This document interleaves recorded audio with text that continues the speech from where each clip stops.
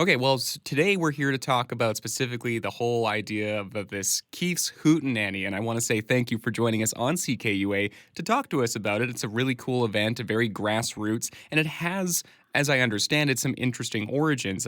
We were talking earlier, it started off as a Zoom call to connect with friends and family during the pandemic. Can you tell us a bit more about how that eventually led to the creation of Keith's Hootenanny?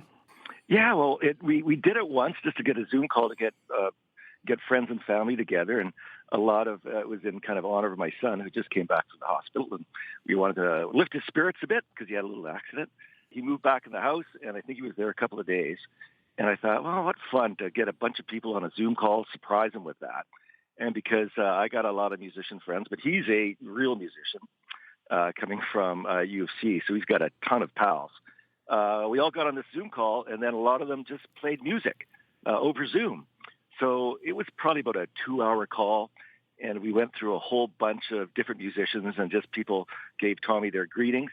And then at the end of that night, I was kind of like the MC, switching people on and switching people off and doing all that stuff on Zoom that we had to do back then.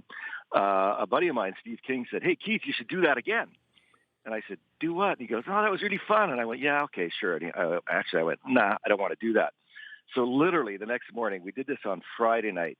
He sent me a logo and a name. He's from the East Coast, so it really came to him. It said Keith's Hootenanny, and the tag is musicians from their kitchens.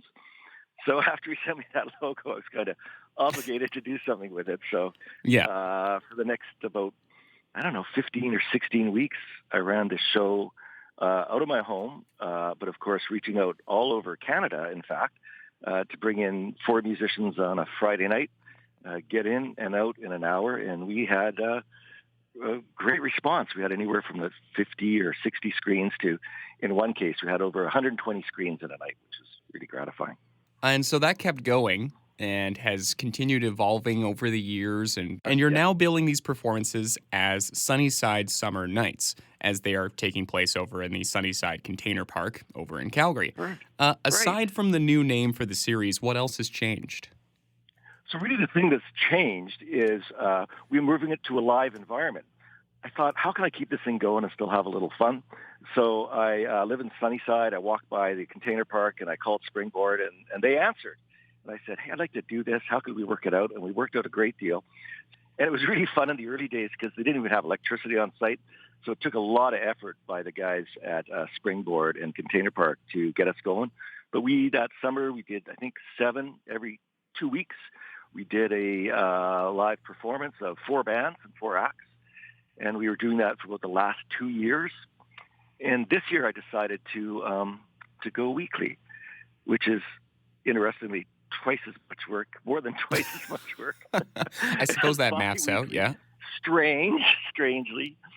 But the real thing we were able to do this year that I think sets us apart from the previous years of our building this up, the focus is, I'm calling, helping musicians kind of pejoratively graduate from the garage. Hmm. Like, there's lots of venues that are open mics and stuff like that in Calgary. And of course, there's all places where established artists can play.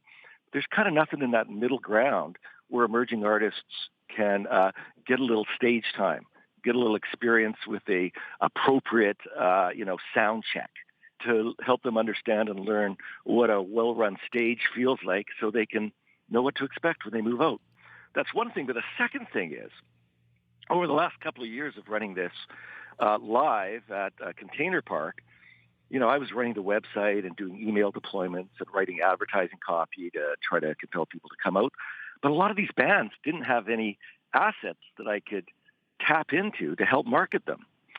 So I was talking to a friend of mine, Ryan, from Springboard, and I said, "Do you guys got any videographers? You ever hired any videographers?" And he said, "Well, we've worked at, hiring students and bringing those guys out." And that gave me the idea to reach out to Mount Royal and their broadcast program and hire a student who, and we did, who is now shooting 3-camera video of every band that appears on stage. So every band or every act that appears on my stage gets complete 2 or 3-camera video of their performance.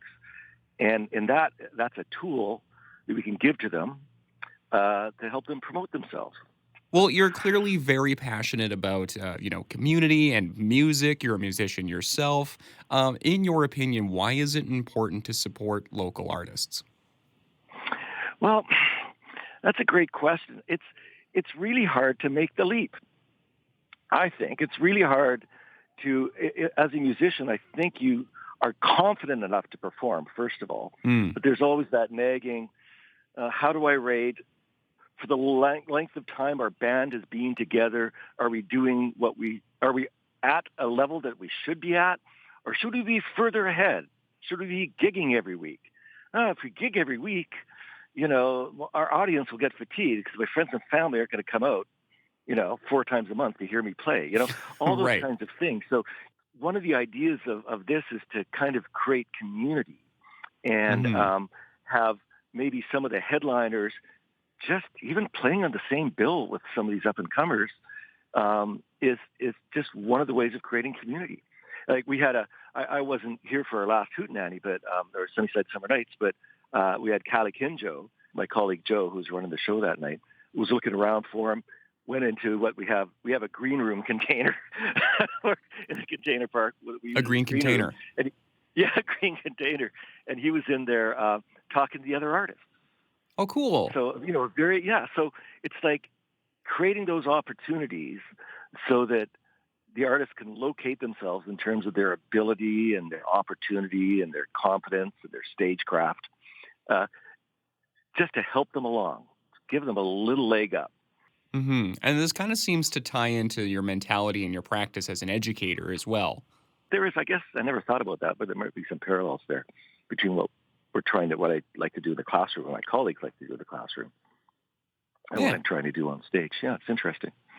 All right. Well, thank you so much, Keith, for taking the time to chat with us here on CKUA. Really appreciate it. And I've loved getting the opportunity to learn more about Keith's Hootenanny, a.k.a. Sunnyside Summer Nights. Thank you again for joining us here on CKUA. So, thanks a bunch, Scott. I sure appreciate the support and hope to see everybody on our finale on the 6th of September.